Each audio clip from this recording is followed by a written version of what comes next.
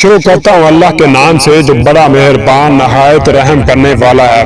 حضرت امام محمد باقر علیہ السلام سے روایت ہے کہ بنی اسرائیل میں ایک عالم تھا، وہ جو بھی کام کرتا اس میں اس کو نقصان ہوتا، وہ بہت ہی پریشان حال رہتا تھا۔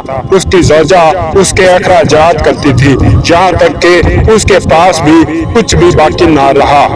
ایک دن وہ دونوں بھوک سے بے چین ہوئے۔ عورت کے پاس بھی کوئی چیز نہ تھی سوائے ایک رسی کے جس کو اس نے خود بنوایا تھا۔ اس نے شوہر کو دی کہ بازار میں جا کر فروخت کرے اور کچھ کھانے کو لائے۔ وہ بازار پہنچا تو بازار بھی بند ہو چکا تھا اور خرید و فروخت کرنے والے جا چکے تھے۔ وہاں ایک ماہی گیر کو دیکھا جس نے دریا میں جالا ڈال رکھا تھا۔ جب اس نے جالا نکالا تو سوائے ایک سڑی ہوئی مچھلی کے کچھ نہ آیا تھا۔ عالم نے کہا کہ یہ مچھلی میرے ہاتھ اس رسی کے عوض فروخت کر دے۔ اس ماہی گیر نے قیمت سمجھا اور مچھلی دے دی۔ وہ عالم مچھلی لیے ہوئے اپنے گھر آیا اور زوجہ سے تمام حالات بیان کیے۔ اس کی بیوی نے مچھلی کا پیٹ چیرا تو اس میں سے ایک بڑا موتی برآمد ہوا۔ اس نے شوہر کو دکھلایا۔ جب وہ بازار میں لایا تو اس کو 20,000 درہم کے عوض فروخت کیا اور لا کر گھر میں رکھ دیا۔